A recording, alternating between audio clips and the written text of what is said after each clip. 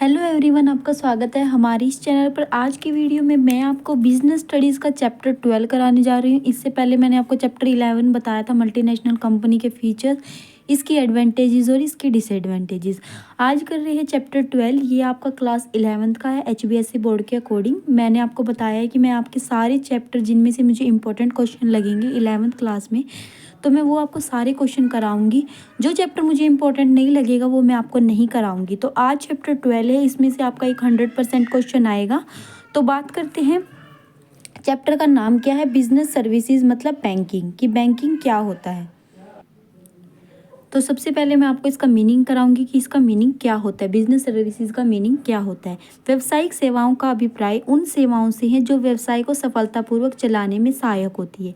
इनके उदाहरण हैं बैंकिंग, बीमा, यातायात, संग्रहण एवं संदेशवाहन। मतलब ऐसी सर्विसेज जो बिजनेस को चलाने में यूज़ होती है, जैसे बैंकिंग हो गया, बीमा हो गया, मतलब इंश्योरेंस करा लेते हैं हम अपने बिजनेस के बहुत सारी चीज़ों का।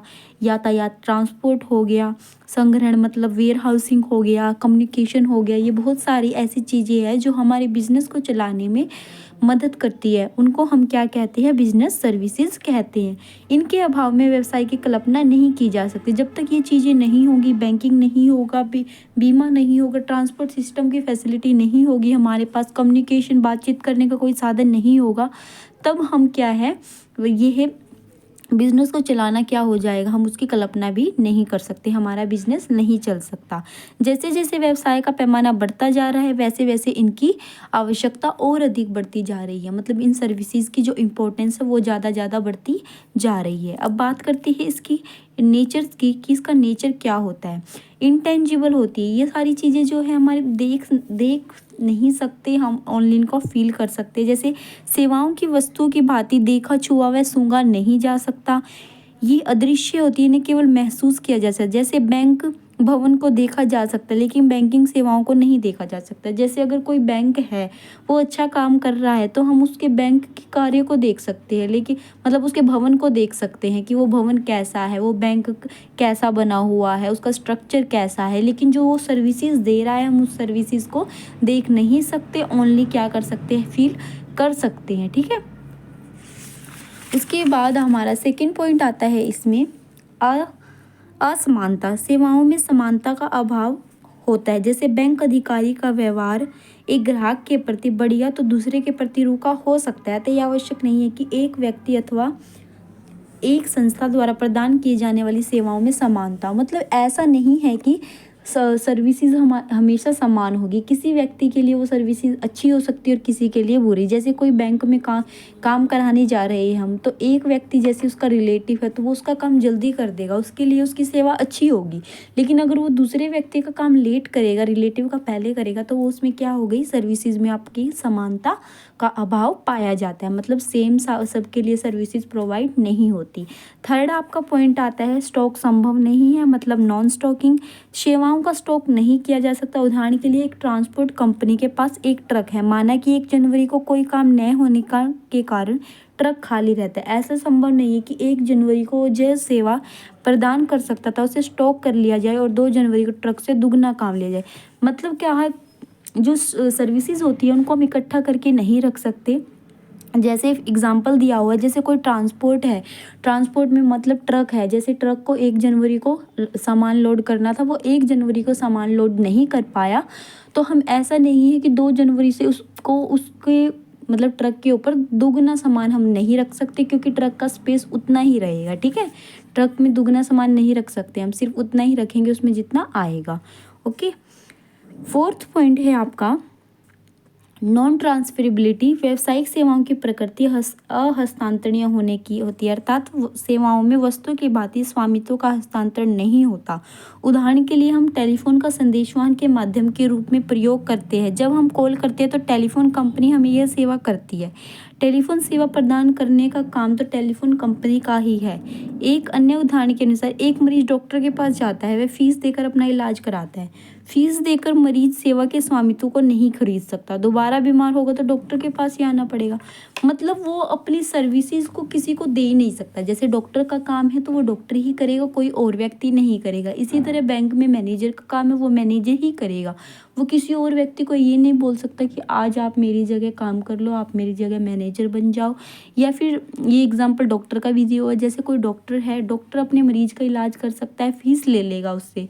ऐसा तो नहीं है कि वो उसको ही बोल देगा मरीज को ही कि लो तुम दवाई ले लो, तुम अपने आप मतलब कोई भी दवाई ले लो। मतलब ऐसा नहीं होता कि सर्विसेज को हम ट्रांसफ़र कर सकते हैं। तो सर्विसेज हम कभी भी ट्रांसफ़र नहीं कर सकते। जो कार्य जिसका है वो वही कार्य करेगा, ठीक है।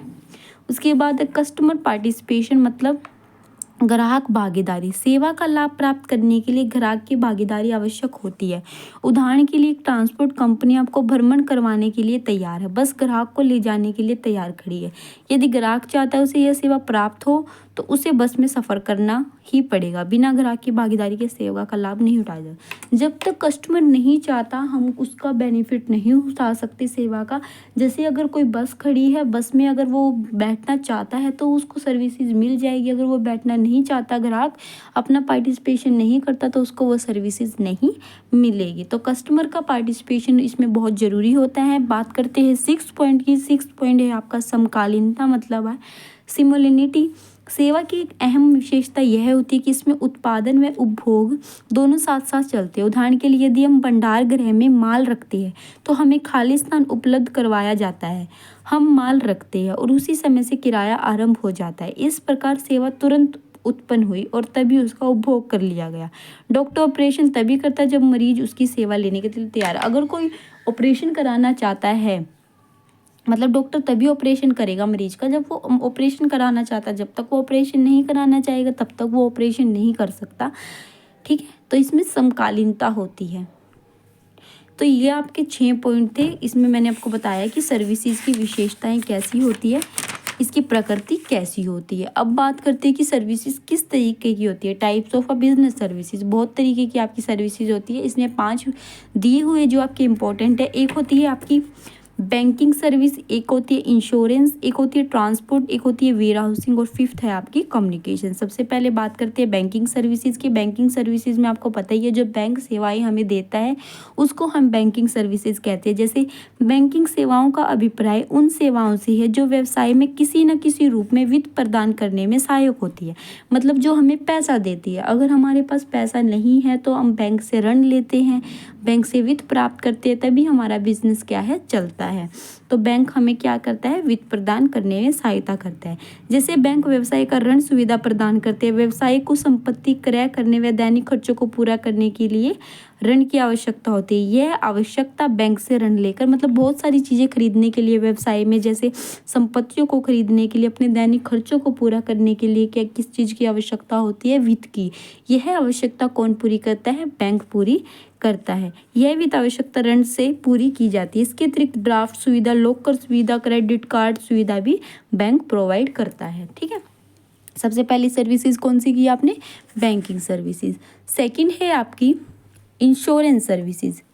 इंश्योरेंस सर्विसेज आपकी कौन सी होती है, बैंक बीमा सेवा के अंतर्गत बीमा कंपनी एक निश्चित शुल्क लेकर व्यवसाय का जोखिम अपने ऊपर लेती है। बीमा अनुबंध में बीमा कंपनी बीमा कराने वाले को एक निश्चित अवधि की समाप्ति अथवा किसी घटना के घटित होने पर एक निश्चित धनराशि देने का वचन देती है। जैसे कोई, आपको पता है इंश्योरेंस क्या होता है। इंश्योरेंस 2 तरीके का होता है, आपको पता ही होता है। एक तो 2 तरीके के होते हैं, जैसे अग्नि आपका बीमा हो गया, या चोरी का आपका बीमा हो गया, या फिर आप अपने जीवन का बीमा कराते हो। तो ऐसे ही होते हैं आपके 2 टाइप्स होते हैं इनके। आप क्या करते हो, बीमा कराने वाली बीमा कंपनी को आप क्या करते हो, कुछ निश्चित शुल्क हर महीने जमा करते रहते हो। बीमा कराने वाली कंपनी को हम जमा करते रहते हैं, बीमा कराने वाली कंपनी को हम निश्चित शुल्क जमा करते रहते हैं। उसके बाद अगर कोई घटना घटित होती है या बीमा की अवधि पूरी होती है तो बीमा कंपनी हमें क्या है, धनराशि देने का वचन देती है। जैसे जीवन बीमा हो गया, अग्नि बीमा, चोरी बीमा, सामुद्रिक बीमा। तो ये सारी सर्विसेज आपकी होती है, ठीक है, बीमा के अंदर। थर्ड है आपकी ट्रांसपोर्ट सर्विसेज, यातायात सेवाएं। परिवहन अथवा यातायात का अर्थ है पार ले जाना या केवल ले जाना। इस प्रकार यातायात का प्रयोग मुख्यतः कच्चे माल, तैयार माल, मनुष्य आदि को एक स्थान से दूसरे स्थान पर ले जाने के लिए किया जाता है। आपको पता है ये ट्रांसपोर्ट सर्विसेज में वही आती है जहाँ पे सामान को एक जगह से दूसरी जगह ले जाया जा सकता है, ट्रक में, बस में या किसी भी चीज़ में लोड करके जाया जा सकता है। जैसे समुद्र के थ्रू भी हमारा जो माल है एक जगह से दूसरी जगह जाता है, या किसी व्यक्तियों को एक जगह से दूसरी जगह ले जाया जा सकता है जो कि बिजनेस में कार्य कर रहे हैं। देश के व्यावसायिक विकास में परिवहन का विशेष महत्व है, क्योंकि परिवहन के माध्यम से आवश्यक वस्तुओं, कच्चे माल व मनुष्य को एक स्थान से दूसरे स्थान तक लिया जाया जा सकता है। उदाहरण के लिए यदि किसी स्थान पर वस्तु विशेष का कारखाना है लेकिन कच्चा माल नहीं है, मतलब कारखाना एक जगह पर लेकिन कच्चा माल दूसरी जगह से लाना है, तो इस स्थिति में कच्चा माल दूसरे स्थानों से खरीद कर लाया जाता है। और वो किस चीज़ में लाया जाएगा, वो यातायात के थ्रू लाया जाएगा। फोर्थ पॉइंट है आपका वेयर हाउसिंग। आधुनिक व्यावसायिक युग में संग्रहण का विशेष महत्व है। संग्रहण का अर्थ है माल को व्यवस्थित ढंग से सुरक्षित रखने से। वस्तुओं के उत्पादन एवं उपभोग का समय अलग अलग होता है। मतलब जैसे कोई चीज़ कभी प्रोड्यूस होती है, मतलब उसका उत्पादन किसी विशेष समय पर होता है, तो तब तक जब तक उसका यूज़ नहीं होता तब तक उसको क्या करके रख लिया जाता है, स्टोर करके रख लिया जाता है, ताकि ज़रूरत पड़ने के टाइम पे वो वेयर हाउस में से निकाल के यूज़ की जा सके। फिफ्थ पॉइंट है आपका कम्युनिकेशन। संदेशवाहन का अर्थ है संदेश को एक व्यक्ति से दूसरे व्यक्ति तक पहुंचाना एवं समझाना। यह व्यापार की एक मुख्य सहायक क्रिया है। इसके माध्यम से वस्तु और सेवाओं के बारे में पूछताछ की जाती है, आदेश दिए जाते हैं, शिकायत की जाती है एवं सुझाव दिए जाते हैं। मतलब जब हम बातचीत को एक व्यक्ति से दूसरे व्यक्ति तक पहुंचाते हैं, अपने विचारों को एक दूसरे व्यक्ति से शेयर करते हैं, तो उसको हम क्या कहते हैं, कम्युनिकेशन कहते हैं। तो ये आपकी 5 टाइप थी बिजनेस सर्विसेज की। उम्मीद है आपको सारी क्लियर हो गई होंगी और आपको पता चल गया होगा कि बिजनेस सर्विसेज क्या क्या होती है जो बिजनेस को चलाने में हमारी सहायता करती है। तो इससे नेक्स्ट वीडियो में मैं आपको बैंक का टॉपिक कराऊंगी। ये टॉपिक भी आपका इम्पोर्टेंट है यार, ये पूरा लॉन्ग क्वेश्चन आपका आ सकता है। ये मैं आपको कल कराऊंगी नेक्स्ट वीडियो में। तो अगर आपको मेरा वीडियो पसंद आता है तो वीडियो को लाइक, चैनल को सब्सक्राइब कीजिएगा। आपको मेरे चैनल पर कॉमर्स से रिलेटेड हर इम्पोर्टेंट टॉपिक की वीडियो मिलेगी। Thank you for watching my video.